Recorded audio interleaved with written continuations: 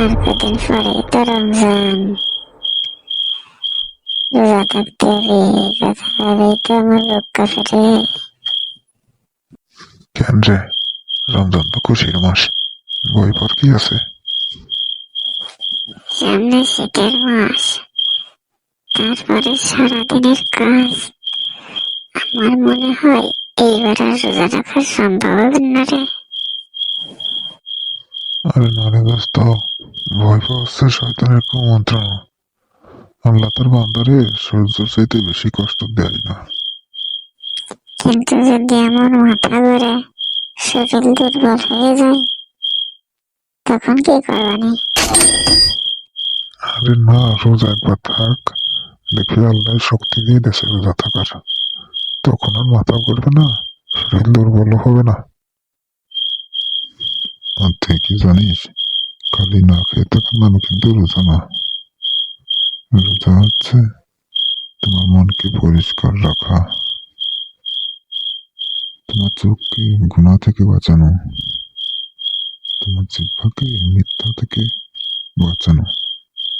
এই জন্য কিন্তু রোজা। আচ্ছা বন্ধু, আমরা যে ছোটখাটো যে কত গুনাহ করি, আল্লাহ কি আমাদের মাফ করবি? কে বন্ধু, তোমার কি মনে নাই আমাকে মুরিদের হুজুর সেদিনকে যে বয়ানে বললো, আল্লাহর রহমত সমুদ্র থেকেও বড়।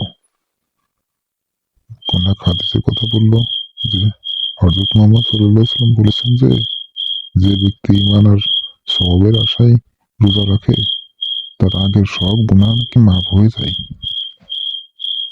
তাহলে তো বন্ধু, এই মাসটা আমাদের জন্য একটা বিরাট সুযোগ গুনাহ মাফ করানোর জন্য।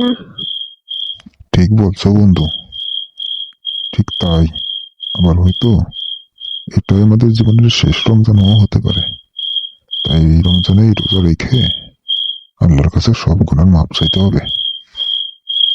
চল বন্ধু, আমরা আজ থেকে দুজনে নিয়ত করি, আর কখনো নামাজ ছাড়বো না।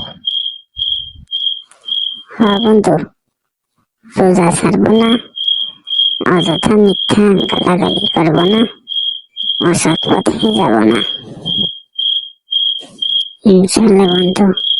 আর শয়তানের ধোঁকায় পড়বো না, ইনশাল্লাহ। এই রমজানে আমি বদলে যাব। সবাই দোয়া করবেন, আর আল্লাহ আল্লাহ আমাদের আমাদের তৌফিক তৌফিক দান দান করুন। করুন। আমিন। আমিন।